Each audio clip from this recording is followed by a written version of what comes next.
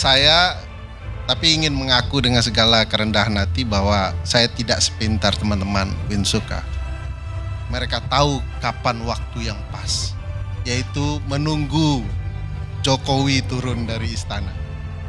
Apa yang membuat Mahkamah Konstitusi tidak melindungi ketentuan pasal 6A ayat 2? Jawabannya sederhana, kepentingan politik.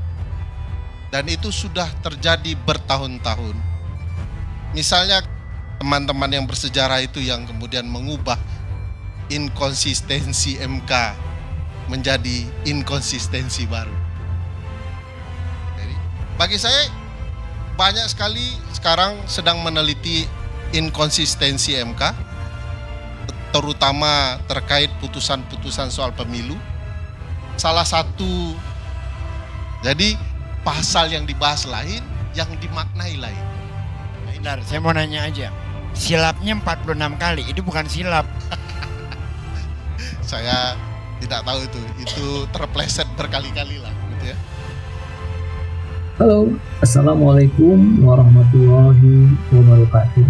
Kembali lagi di channel Black Blog Paul. Terima kasih sobat sudah hadir di kesempatan kali ini.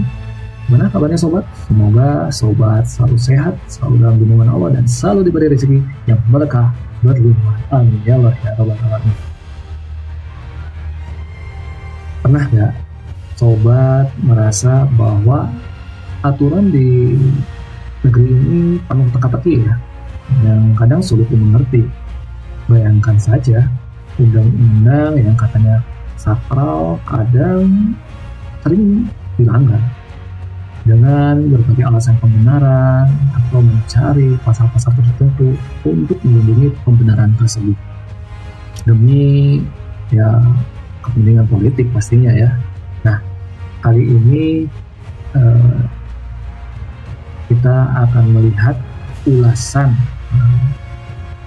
bagaimana Mahkamah Konstitusi yang seharusnya menjaga konstitusi malah diduga mengabaikan, hingga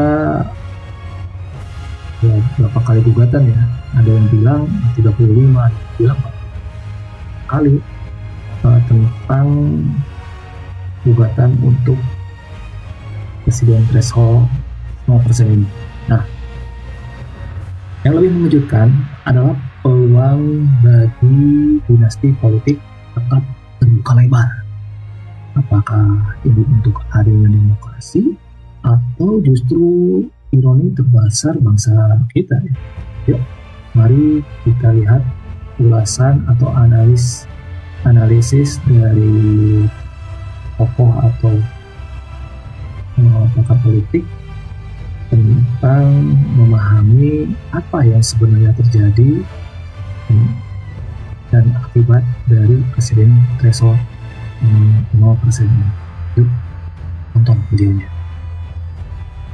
Saya tapi ingin mengaku dengan segala kerendahan hati bahwa saya tidak sepintar teman-teman Winsuka. Mereka tahu kapan waktu yang pas, yaitu menunggu Jokowi turun dari istana. Menurut perspektif saya mengakui bahwa saya 3 kali kalah, bukan 2 kali, 3 kali. 1 menjadi pemohon, kedua menjadi ahli Profesor Effendi Ghazali, ketiga menjadi kuasa hukum dari Bang Rizal Ramli. Ketiga-tiganya kalah untuk pasal ambang batas pencalonan presiden. Nah, dari sini saya mau berangkat menjelaskan bahwa ambang batas pencalonan presiden tidak pernah ada di Undang-Undang Dasar. Pasal 6A ayat 2 Undang-Undang Dasar 1945 tidak pernah menyebutkan itu. Bahkan tidak pernah dibahas angka 20% atau 25% dalam pembahasan perubahan Undang-Undang Dasar 1945. Pasal 6A ayat 2 Undang-Undang Dasar itu persisnya berbunyi seperti ini. Calon presiden dan atau calon wakil presiden diusulkan oleh partai dan atau gabungan partai politik sebelum pelaksanaan pemilu. Itu pasal 6A ayat 2.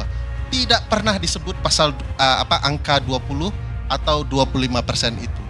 Kapan datangnya? Ya di pasal 222 Undang-Undang 7 tahun 2017.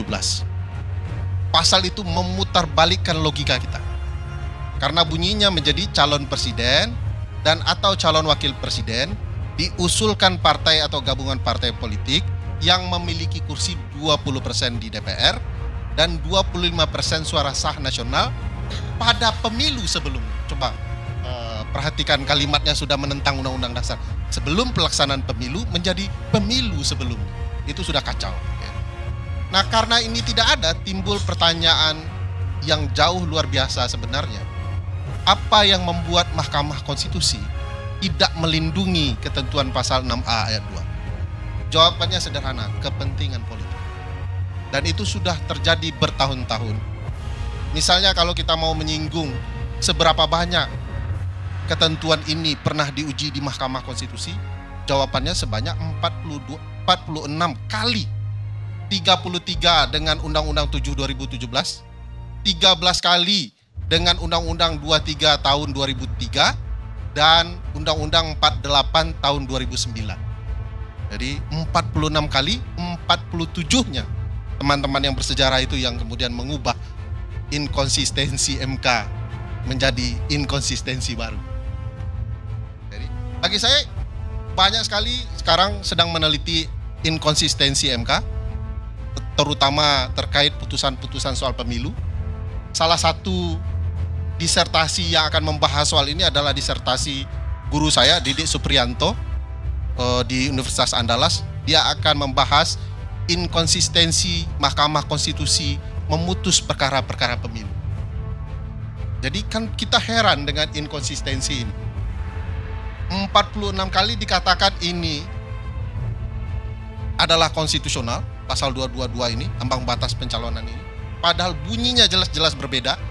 Kalau Prof. Effendi Ghazali ingat momen kita kalah di Mahkamah Konstitusi, kita itu pernah menyandingkan pasal 6A ayat 2 bunyinya dan pasal 222 Undang-Undang Pemilu di hadapan Majelis Hakim Konstitusi.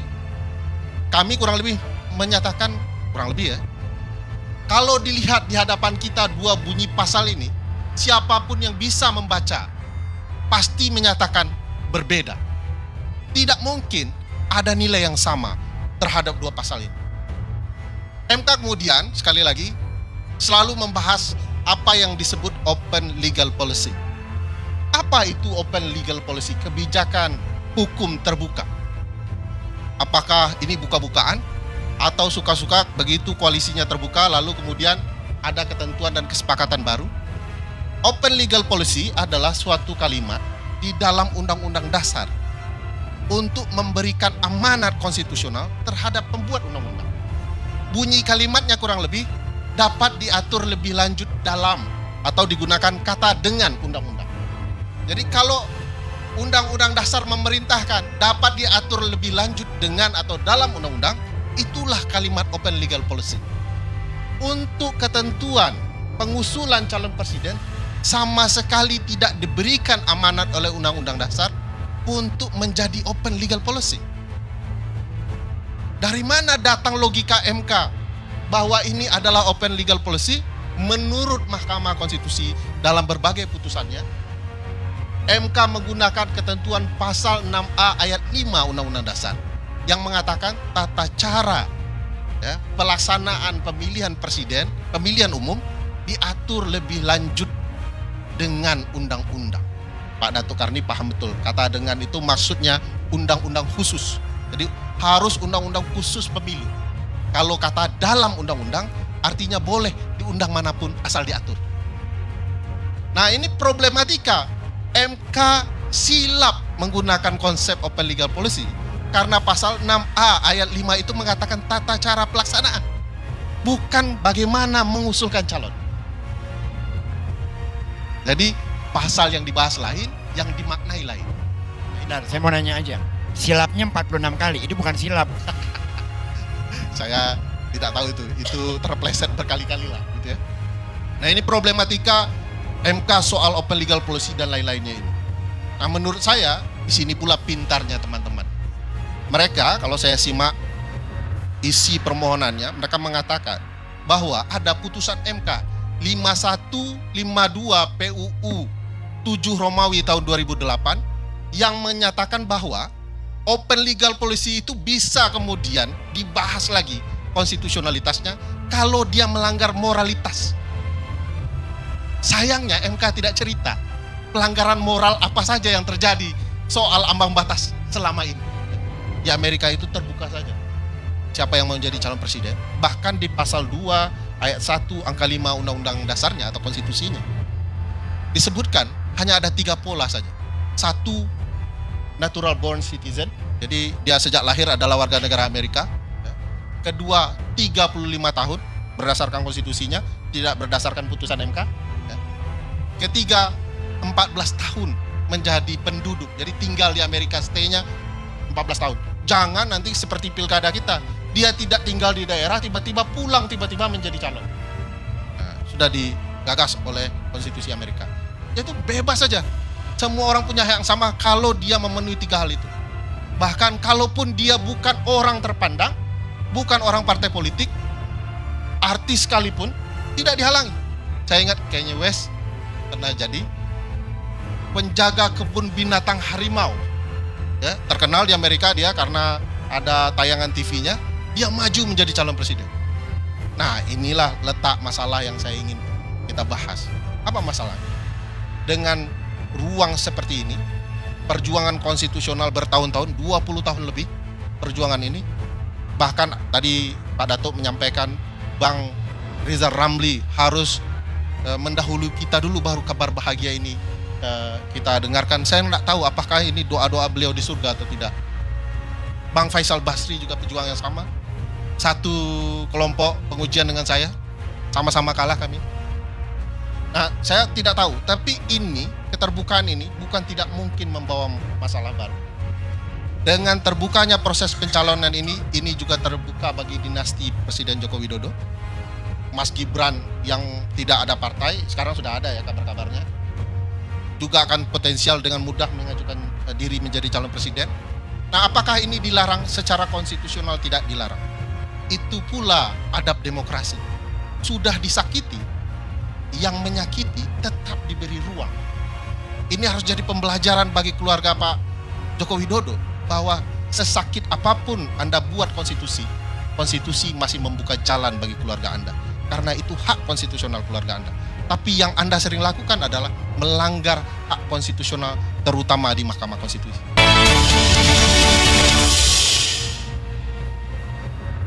Nah itu sobat, ya. Jadi diskusi ini menganalisa atau menyoroti polemik ambang batas pencalonan presiden di Indonesia yang dianggap bertentangan dengan konstitusi, yang pasal 6A ayat 2 Undang-Undang 1945 yang tidak pernah mencantumkan ketentuan ambang batas 20% atau 25%, yang justru muncul dari pasal 222 Undang-Undang Pemilu. Banyak pihak, termasuk akademisi dan praktisi hukum, telah mencoba menggugat aturan ini ke Mahkamah Konstitusi, namun berulang kali gagal, ditolak, dan selalu ditolak. Nah, kritik tajam diarahkan pada MK yang dinilai inkonsisten dan menggunakan konsep open legal policy secara keluruh, memperumit proses pencalonan presiden. Dan diskusi juga mengingat bahwa konstitusi masih memberikan peluang bagi siapapun, termasuk keluarga Presiden Jokowi. Kata Perry itu, ini pelajaran buat Jokowi. Sesakit apapun dia mencederai demokrasi, gitu, tapi demokrasi itu tetap membuka peluang untuk keluarganya mencalonkan diri, meskipun konsultasi kerap dilanggar ya dalam proses politik. Nah, bagaimana tanggapan sobat atas analisis atau pandangan dari Mas Billy ini menyoroti presiden threshold 0% ini? Yuk, tanggapi di kolom komentar. Jangan lupa untuk like, share, dan subscribe.